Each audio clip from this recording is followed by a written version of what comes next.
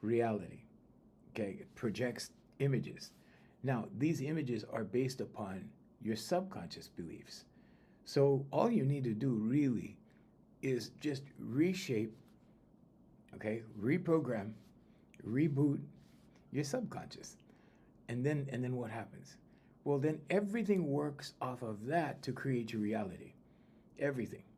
So now let's take a look at the left and right brain. Hey, Costas, good morning. Good morning, Jay.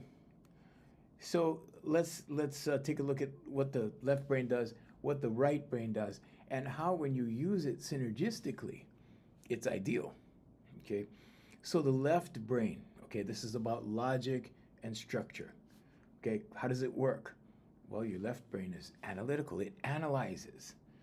Okay. Now this can be a problem for manifestation. The logic brain will slowly rationalize you out of your dreams. How does that work? Well, you get that idea, right? So the idea, the intuitive thought, the idea comes from your right brain, the right hemisphere of your brain. That's where you get creativity, imagination. Okay, that's where you get, intuition. Okay, so intuition, it's tuition from inside. Okay, it's interior learning. Okay, so you can learn from intuitive thought. Okay, now not everybody adheres to intuitive thought because some people, allow their ego to take over, and then the ego knows better because we have free choice. Yeah, we have free choice. Nothing wrong with it. I'm not saying it's right or wrong. Okay, there's no judgment here involved. I'm just saying what happens. So what happens is your right brain gets this idea. Wow, maybe I should create this thing. Then the left brain comes along and starts to analyze. Okay, it starts to try to figure it out. Okay, and in this analyzation process, it will give you reasons why what you're thinking of, or your intuitive thought, or whatever your creative idea was, why it's not going to work, why it's not logical, why it doesn't fit, why it's out there. Okay. So, because, let's face it, right? When we use our imaginations, okay, we can come up with some pretty amazing things. And it's not conducive to popular reality. Okay. So whatever's going on, let's say, for example, you come from a family of, I don't know, farmers. Okay. And now all of a sudden you get this idea that you want to move to the city and start your own ad agency. That would be pretty crazy, right? In that environment, that would be pretty crazy. Okay. But if you're left alone with your brain long enough, what happens? So it starts taking a look at, okay, let's take a look at this. You're from a family of farmers. You want to move to the city and do what? You see, you want to create an ad agency in the city? Like, we're from the farm. We live on the farm. We've always lived on the farm. Everybody in the family's lived on a farm. Generations of farmers. And now you want to go do that? So it slowly rationalizes you out of your dreams. Slowly. It will give you reasons. It will present facts, logical facts, why this doesn't work. So when I was younger, I used to do cartoon voices. For some reason, when I was 9 years old, I was sitting in front of the TV Saturday morning, and I just started to mimic the cartoons. And it was just something I just did for fun. And then I realized I could talk like the cartoons. And when I realized it, of course, I started practicing it, right? Started doing it all over the house, drove my mom crazy because she stayed home on Saturday mornings to clean house. Okay, so she was at home cleaning house, and there I was in front of the TV, talking like the cartoons. It was pretty, I thought it was amazing. She did not think it was amazing. Okay, she thought it was irritating. Okay, but here's the thing, right? I knew that deep inside, I knew this was a capability. I didn't think of it like, oh, it's just a voice. It's just a bunch of voices. I didn't think that. I thought, wow, this is a thing. Like I could use this thing. This could make money one day. And I don't know how I thought that in the fourth grade, but I thought that. And so I used to go to school and then I would, do these voices for my classmates and make them laugh. And then I used to do these routines with sound effects. I would create sound effects with my mouth and stuff, right? Voices with my voice. And so in this process, right, I'm thinking one day I'm going to have a job like these people that voice the cartoons. Like one day I could do that. One day I could entertain people because my classmates were all entertained. So I thought, well, maybe I could do that. And it turns out I was right. Okay, but along the way, the left side, okay, the left hemisphere of my brain started to rationalize me out of this slowly. Okay, well, you're from this small, tiny island, right? You know that this is not going to happen, right? You know that this is just foolishness, right? You know that, and then of course I had my mother, who was an educator, right? I come from a family of educators, and she's an educator, and this has nothing to do with education, right? She actually wanted me to become a lawyer. And I didn't want to become a lawyer because I didn't want to read and write all day, every day. And now I own a family of service companies and I read and write all day, every day. So I don't know what happened with that. But anyway, but what I'm saying is when you get these creative ideas, okay, when you get intuitive thought, when you get intuition, okay, when you get that hunch, okay, about something and you go, wow, yeah, I should do that, right? The logic brain, the left hemisphere starts going, well, that's probably not going to pan out. That's not logical. I'm here to say, trust your crazy ideas. Okay? Trust your crazy ideas. Because you never know how it's going to pan out. Now, did my crazy ideas just work right away? No, it didn't. It took a while. It took a while to kick in. It took a long while to kick in. It was many years of working at it. It was many years of practicing. Okay, but I combined it with other things. I combined it with music. I combined it with voiceovers. I combined it with a lot of things that, when you put it together, it started making money. And it was actually a profession, right? I found radio. Radio didn't find me. I found radio. And another thing, right? In the movies or on television or whatever channel you're watching, right? They talk about discoveries. So and so got discovered, So of course that was a thing in my head, right? Oh, I'm gonna get discovered. I want to get discovered. It doesn't happen like that. Okay, that's the fairy tale side of it. That's the mirage. That's the illusion. But it doesn't happen like that. Okay, how it really happens is you go and look for it. It does not look for you. But I'm here to say, trust your crazy ideas. When you trust your crazy ideas and you take the steps forward, the doors begin to open. Okay, now there's only the conscious, subconscious, and superconscious. The superconscious is what opens the door. So we can call the superconscious God for the sake of this discussion. Okay, so your left brain, let's run it down one by one. Language, grammar, speech, logic, reasoning, right? Sequencing, planning, detail recognition, all of that, pattern recognition, that's all left brain activity.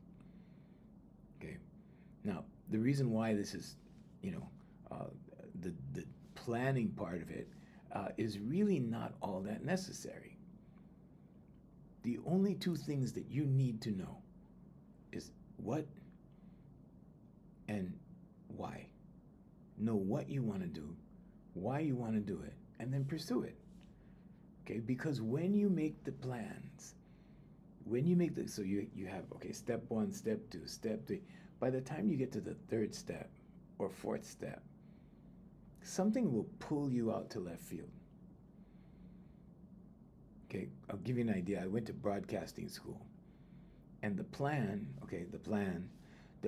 was to graduate broadcasting school and, get the diploma, whatever, right? It was trade school.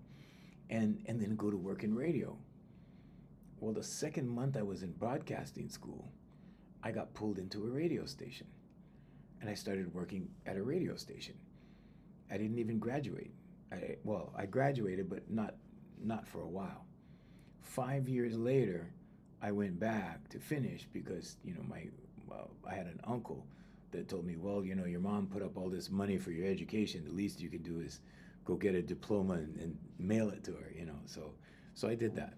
But I wasn't planning on it because it took a different turn. See? So hi Artemis, good morning. Thank you. Thank you for liking the live. And so it just took a turn like that. So what I'm really saying is when you plan the steps, what you're really doing is you're trying to figure out how. The how is God's job. All day long, 24/7, 365. The how is God's job. You don't need to know how. Every single company that I formed, I did not know how. I didn't care about knowing how. I just knew what I wanted to do, and I just started walking forward like that. Thank you very much.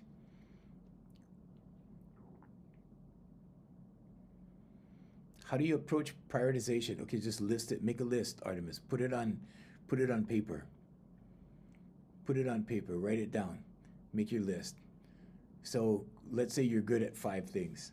So write those 5 things down.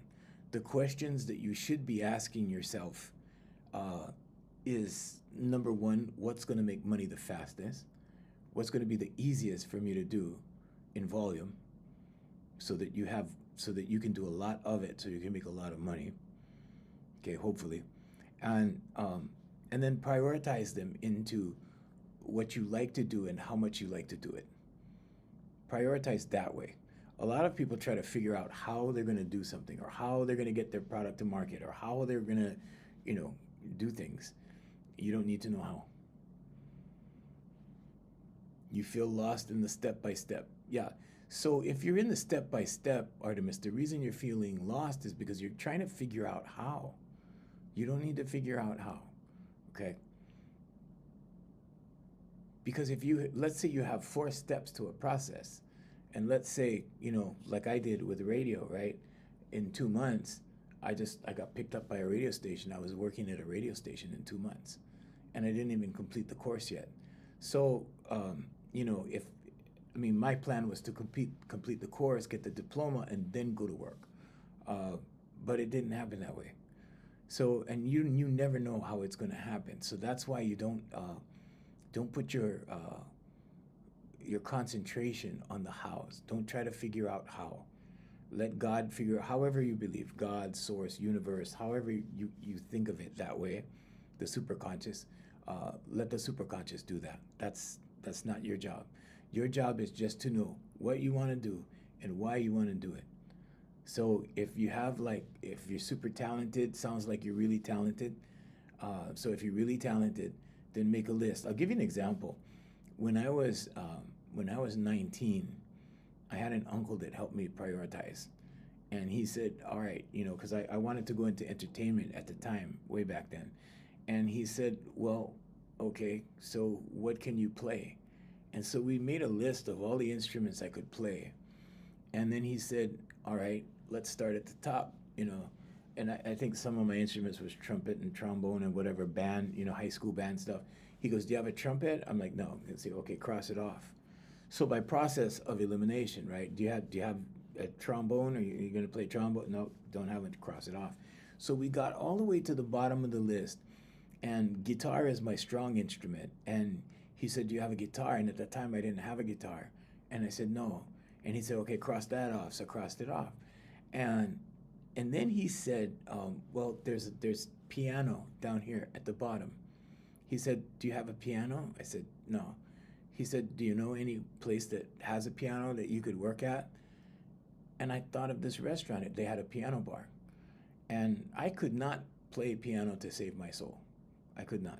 I could just chord. That's all I could do was chord. But I could sing. So I got a job, believe it or not. This is one of the WTF moments in my life, but I got a job at this piano bar, and I think they hired me for like, I think I did like a month or maybe 5 weeks, and I did a piano bar gig, and I was just like chording and doing like minimal stuff. Like my voice was covering for the lack of my ability on the piano, and I was just doing chords, and somehow it went over, and I was making tips, and the bar, you know, paid me a percentage of the drinks that were bought and stuff like that. And so, but it was really, you know, I surprised myself because I was not happy with what I was doing. I kind of felt, you know, I had imposter syndrome. Like, I was actually an imposter because I was not a piano player, but I was just chording and I was singing, and that just kind of got me along enough, you know.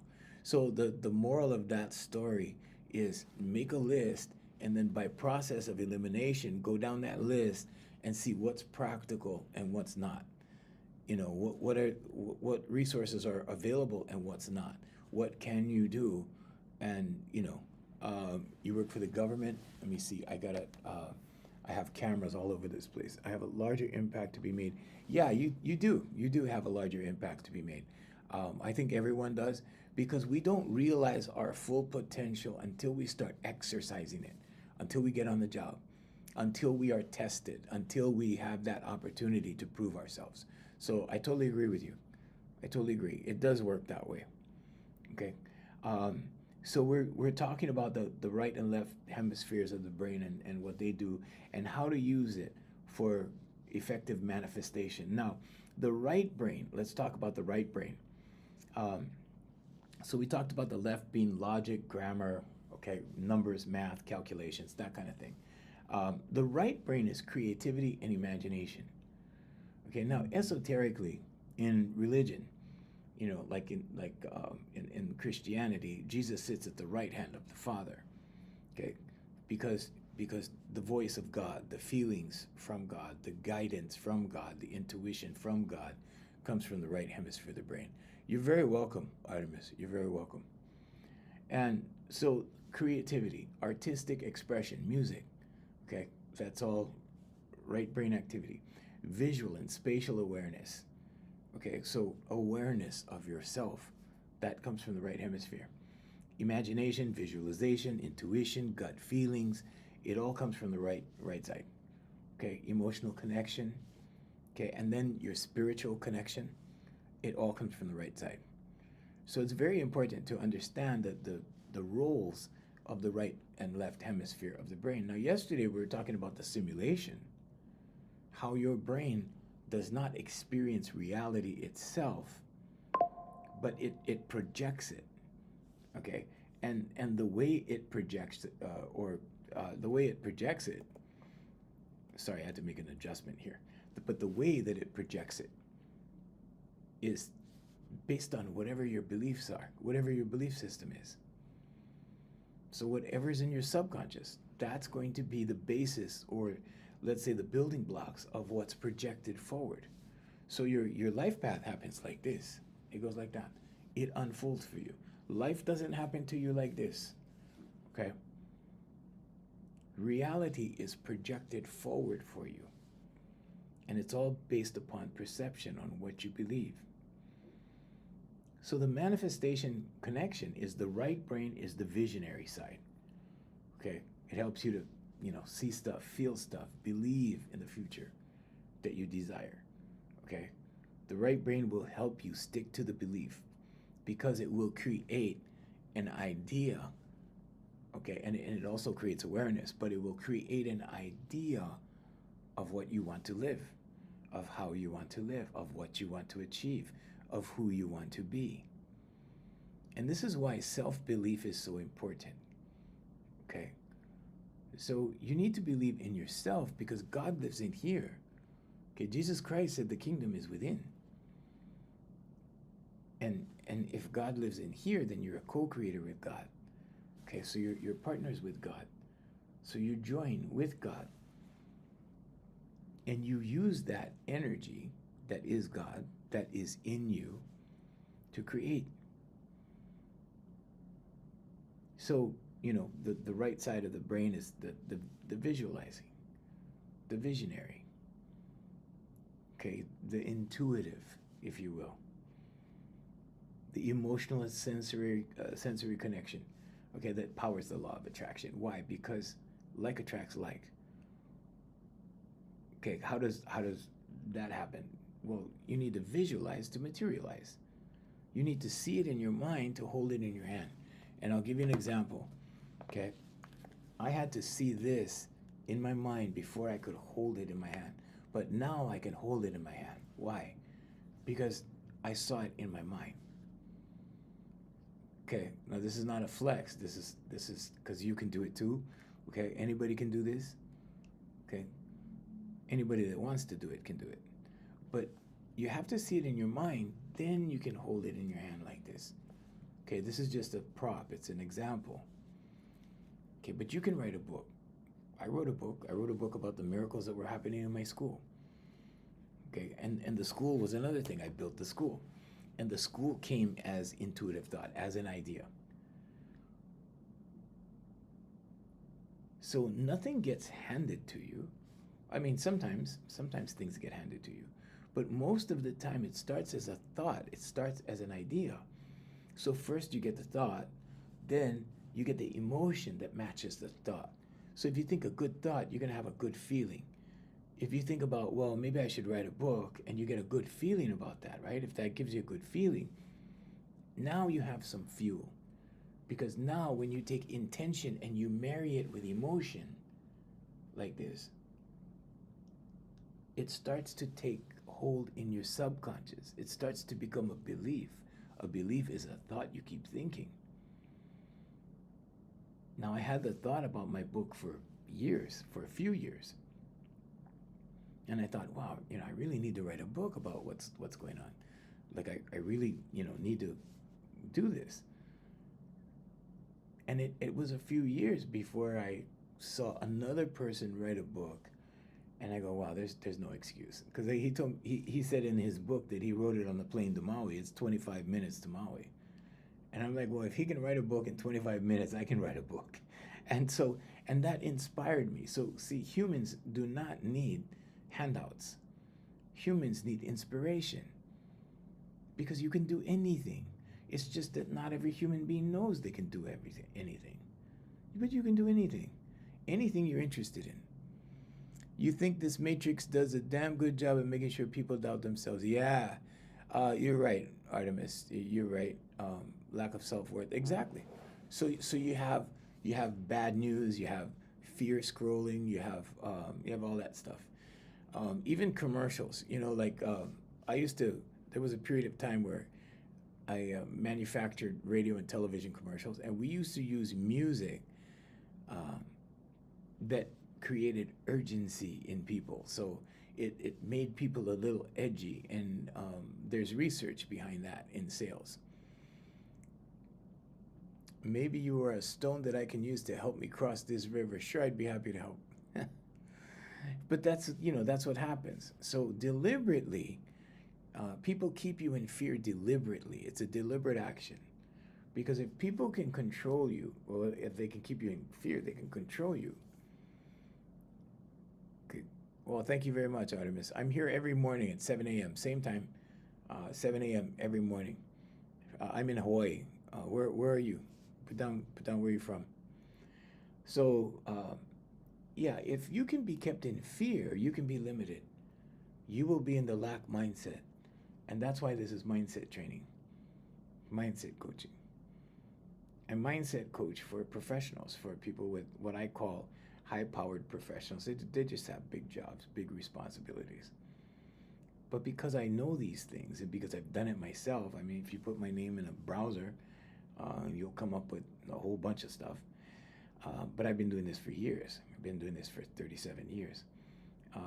And after you learn the basics, the rest is easy. I mean, it's just wash, rinse, and repeat. Basically, that's what it is. North Carolina, Georgia now. Oh, nice. Well, nice to have you here, brother. Thank you for coming. So, once you learn the method, okay, once you learn the mindset, so there's a mindset for everything. But once you learn the mindset, Wash, rinse, repeat. It doesn't matter if you're going after a new house, a new car, a new pair of shoes, a new girlfriend, wife, boyfriend, husband. It doesn't matter. What you apply it to does not matter. But once you really get it, once you really catch on that you can create something out of nothing, okay? And I say nothing because it's thought first. And thought is an action. When you think, you're using energy. It's an action. You're exercising energy. First you think the thought, then it brings the emotion. If you do that in repetition, it goes into your subconscious. It becomes a belief. When you believe it, your subconscious starts showing you evidence of it. When that happens, the superconscious, or God, starts mapping out the way for you. The doors begin to open as you take the steps. You know, like if you're watching a boat on a river and you see the wake coming from the boat, it's because the boat is moving. It's because it has forward momentum. When that boat stops, guess what happens to the wake? It disappears. It goes away. It dissipates. Why is that? Because there's no movement. There's no direction. There's no leader. Life is as easy as becoming the leader. But you're the leader for you. You're not the leader for anybody else. You don't have to lead anybody else. If you have a family, okay, lead your family. Thank you, Artemis. Thank you, man. You're very welcome. I try. I try my best to serve. I try my best. Thank you. So if you have a family and maybe you're the head of the household, then you have to lead. Sometimes it's a man, sometimes it's a woman. Okay, I had a household of 2 people at one point. You know, it was me and my mom, and then me and my mom and my stepfather, and he was the leader, and he led the house. He led the household. He assumed responsibility. But in your own life, just for you autonomously, okay, you can be the leader. You have to be the leader. And all that's necessary is that you keep taking the steps, that you keep leading. And when you do that, that momentum, that energetic momentum, will keep opening the doors. The doors just stand still like this when you stop taking steps. When you stop taking steps, the doors will stay like this because stagnation, nothing's moving. When you start taking steps again, the doors will start opening again. Then you'll start meeting the right people again. You're not going to meet the right people if you're not taking steps. The doors will not open if you're not taking steps. So the left brain, logic, the right brain, creativity. Okay, God lives in the right brain. When you're saying you trust in God, what you're saying is you're leaning not unto your own understanding, but all of the functions of the right brain. And this is why in the Bible it says to cast your net to the right side. Why? Because that's where the abundance is. Because you create your abundance. You create your own abundance. So let me go over wealth. Can we create something positive out of a negative situation? Of course. I keep telling you every day, Costas, that energy is transmutable. So you can take negative energy and turn it into positive energy. Energy is transmutable. Real question, are you a vampire? Too much life experience in one lifetime here. No, I'm not a vampire. I'm not a vampire, sorry. I've just done a lot of things. I have ADHD, so I do many things. And I do them simultaneously. So that's funny. No, I'm not a vampire. Anyway, so, you know, in order to be wealthy, okay, here's the secret to wealth. There's 2 ways to wealth. I said it yesterday, I'll say it again today. Okay, the first way to wealth is, yeah, you can, go join the stock market, invest your money, save your money, deny yourself a good living or a good life. Okay, you can just store all your money up like squirrels store nuts. Okay, that's one way to wealth. Okay, invest everything. survive on bare minimum, okay? Deny yourself the good things in life. That's one way. The other way of wealth is the right side, is creation, is creativity. Why is that important? Because when you trust God, the superconscious, okay, so there's only the conscious, subconscious, and superconscious. But when you put your faith and trust in God, every time you need something, it will come. It will show up. It will show up. Sometimes you have to be patient, okay? Sometimes you have to wait. Sometimes I have to wait. Especially if you have a business. If you have a business, you know what I'm talking about. Because there's always that decline in customers. Okay? And then the tide comes back. And then your calendar is full. So what do you learn to do? You learn to take it easy when the tide goes out. When the tide goes out, it's time for you to rest. When the tide goes out and your calendar is empty, that's the time to cruise. That's the time to enjoy. But what do most people do? Well, when that happens, they panic. Now they begin to fear. What happens when you begin to fear? Everything goes away. Or things go away more. Or things take longer to come back when you're fearing.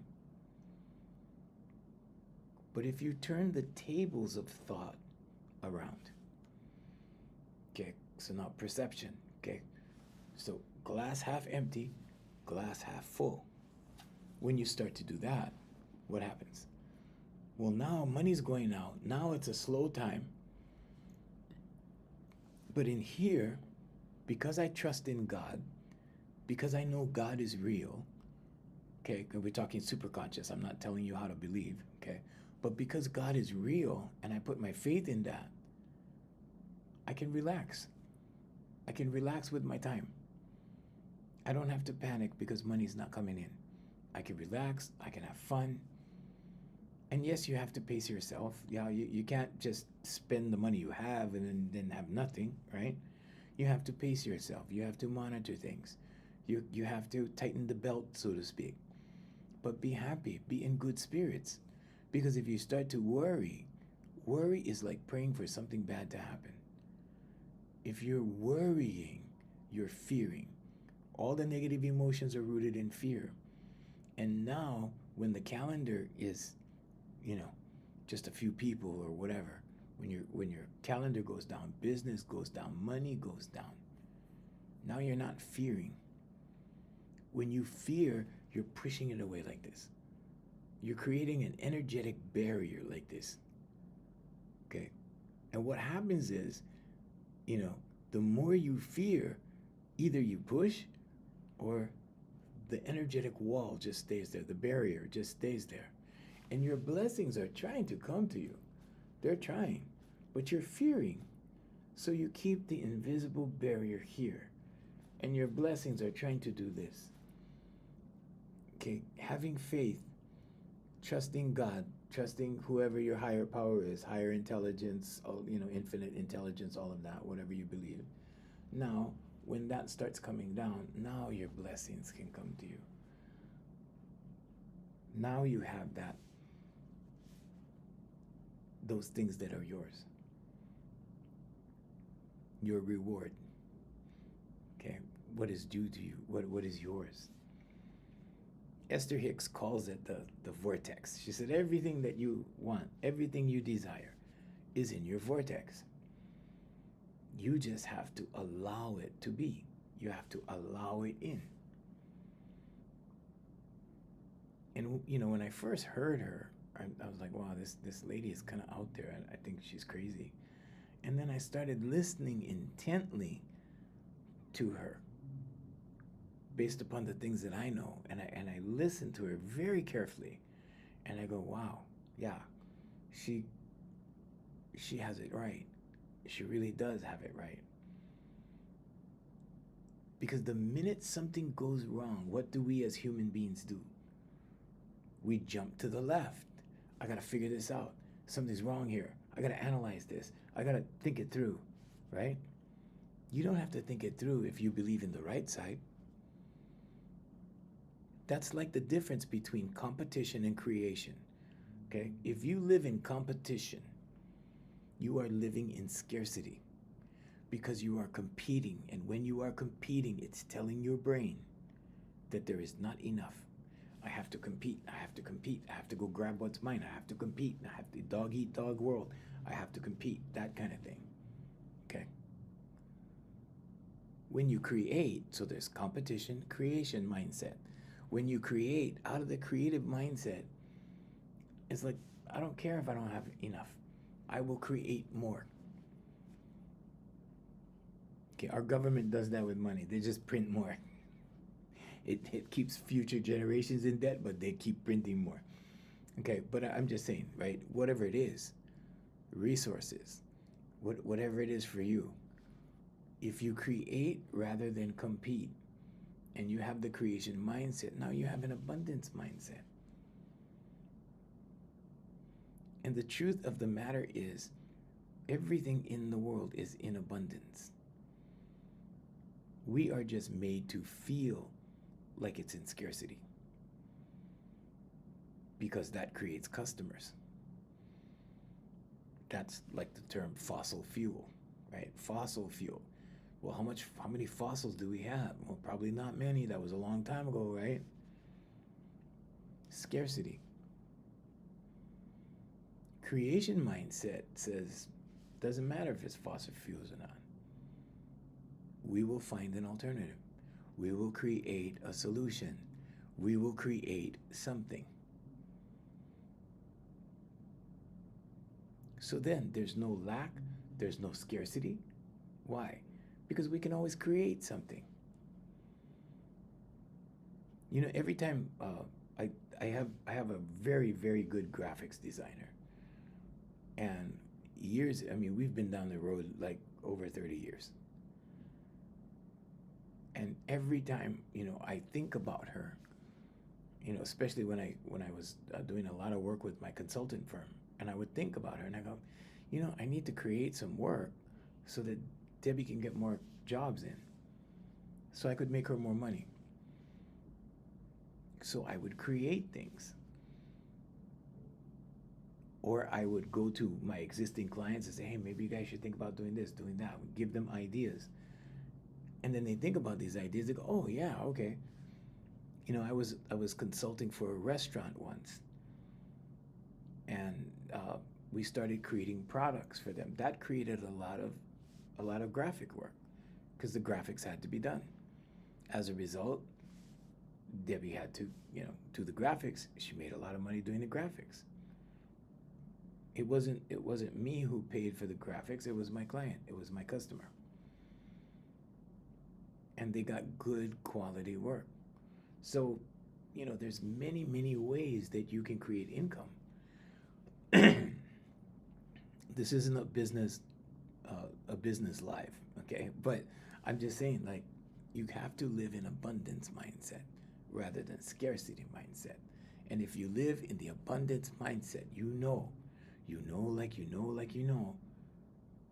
that you're going to create something. When there's a limited amount of something, you will create something else.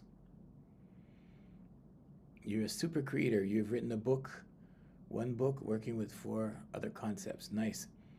The major money maker is the ability to see forward.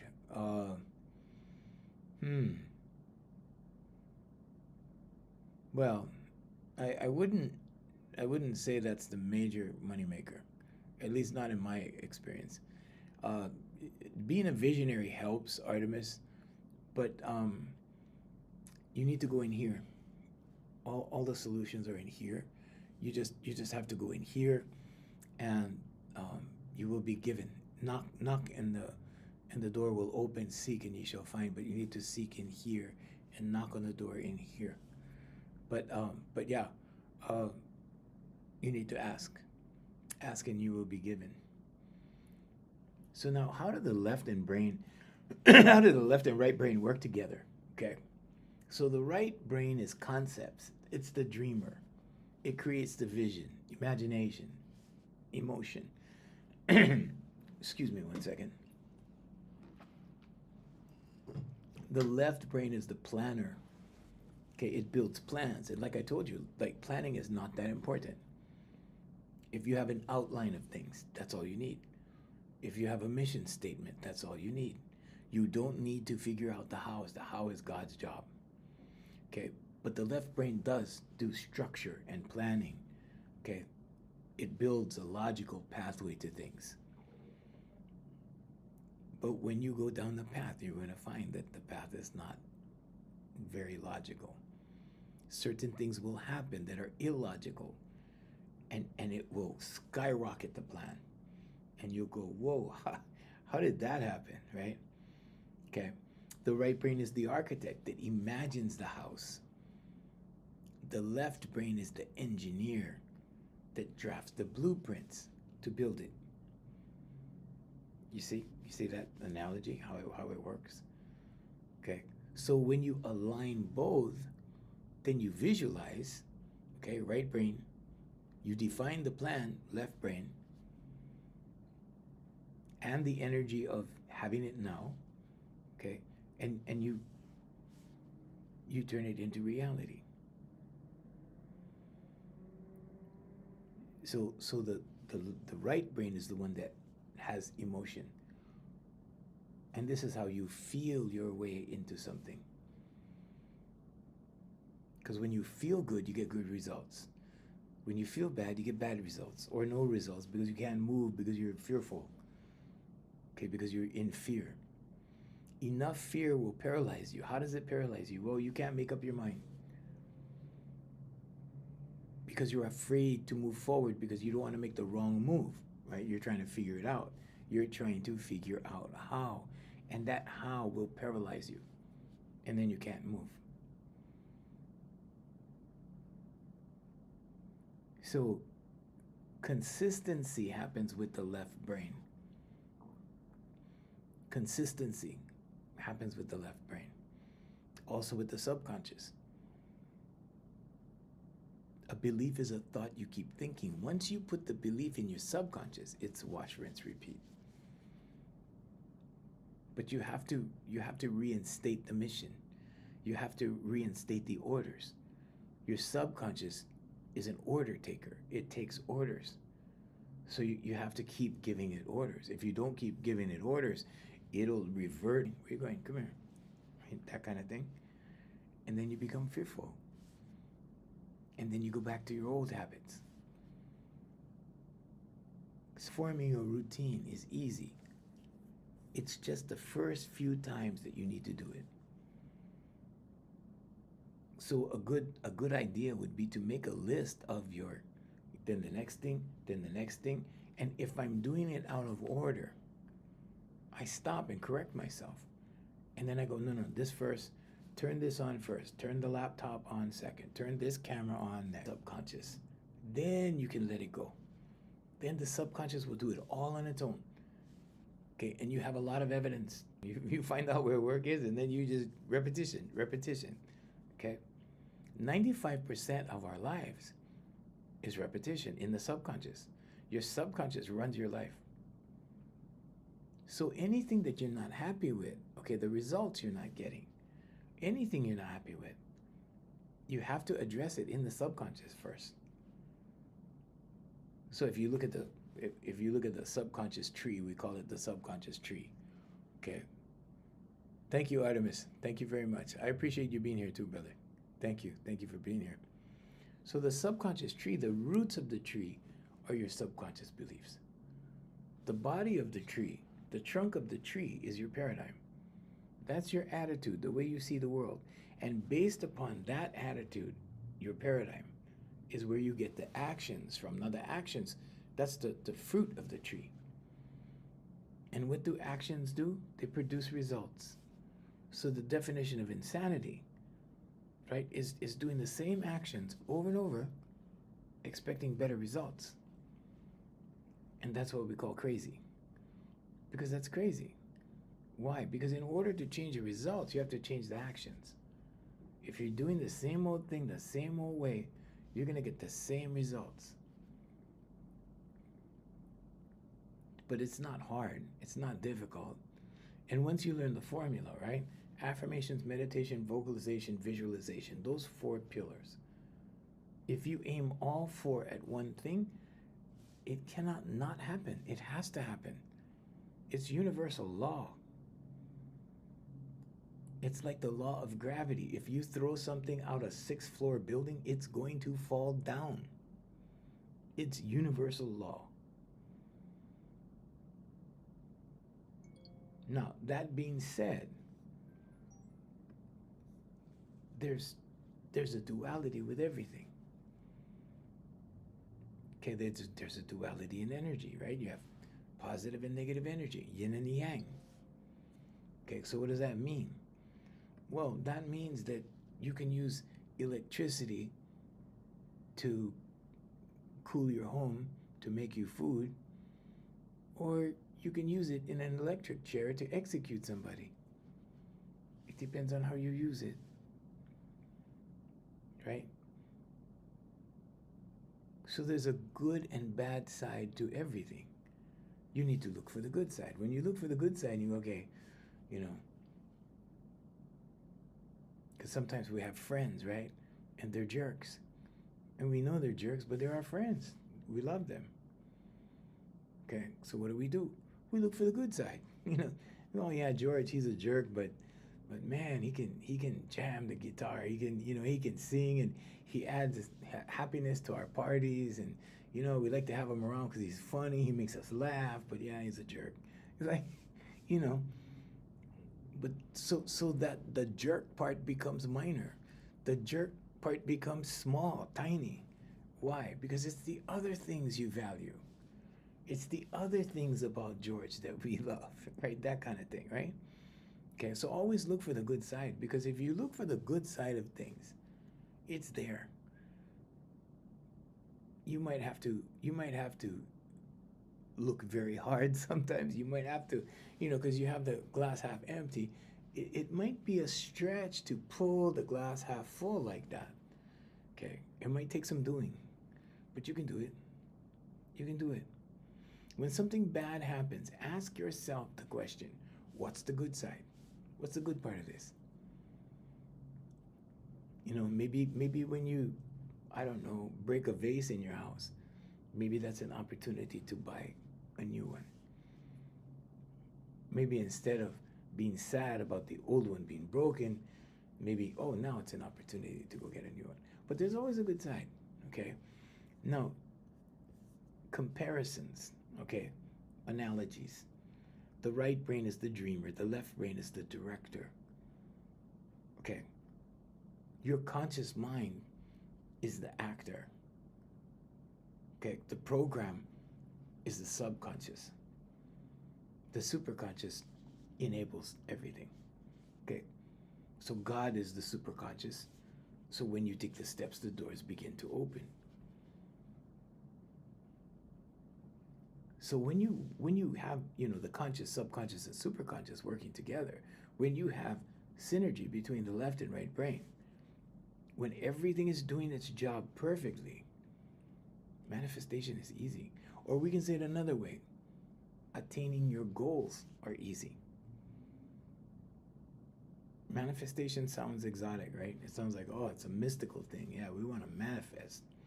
It's the same thing. You don't have to believe in it. You don't have to go, oh yeah, that's a thing. It's a thing already. You're manifesting your life right now. But the power, the gold to this thing, okay, is to know that you have control over this simulation that's in your head. Because your eyes are taking in data and it's converting it to imagery. So you're living a simulation. Life comes from within. Right? Jesus Christ said the kingdom is within. Gautama Buddha said it. Krishna said it. They all said it. It's within. It's in here. You don't have to change anything out here.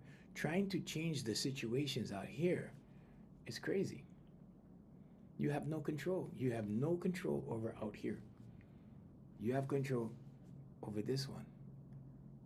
And what happens is when you change this, everything out here changes. because everything out there reacts to everything in here. If you want a different reaction from your parents, if you want a different reaction from your boss, if you want a different reaction from your friends, whoever, whatever, just change this one. And when you change your actions in this one, you change your attitude in this one, everything's going to react different. And if you become the leader, it will act in your favor. And then you can become the center point that dictates your reality. Let me say it again. You become the center point, the stationary center point that everything revolves around, your reality. But you have to pull it into the center. You have to stay in the center. And everything revolves around you.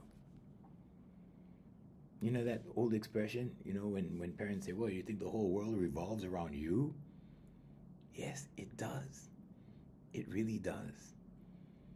Because you live in a simulation in here. Because the kingdom is in here. Okay? That's the good news. When you understand this and you go, oh, okay, I just need to project everything forward? Yeah. So what do you want? Put it in your subconscious. Here, I am so happy and grateful now that I am driving my brand new car. Thank you. When your subconscious believes that, you know what it's going to do? It's going to start to confirm it for you. It's going to say, oh, we're working on a new car? Okay, why don't you save some money? Maybe get a side hustle. Maybe get a new job. Maybe get an additional job. Maybe get a higher paying job. The subconscious will accommodate you with solutions. You just need to choose. People are afraid to choose and make choices because they're afraid of consequences. Don't be concerned with consequences. Don't think, because that's fear. That's living in lack. If you go, well, I want to do this or I want to make this move, but I'm afraid, maybe that'll happen or this will happen or whatever. No. Now you're holding yourself back. Now you're living in fear. You're living in scarcity. You're living small. Okay? Live big. Be big. I used to teach my students, be big. I used to say that to them. Be big. Live out loud. If your intention is good, okay? If your heart is good, okay? I just mean if you're coming from good intentions, okay? If you mean well. If you mean well, you're coming from good intentions. You're going to have a good result. Just have faith. Okay? In the Bible, Jesus says, why are you fearing, O ye of little faith? What are you afraid of? He's asking, what are you afraid of? Why are you scared? Don't you have faith? That's what he's saying. Why are you fearing? There's nothing to fear. President Roosevelt, right? Franklin Roosevelt said, the only thing we have to fear is fear itself. But we create thoughts, right? Especially in our imagination, the right brain, we create thoughts that present the opportunity for fear. And the thought comes, and then what happens? The fearful emotion comes. All the negative emotions are rooted in fear.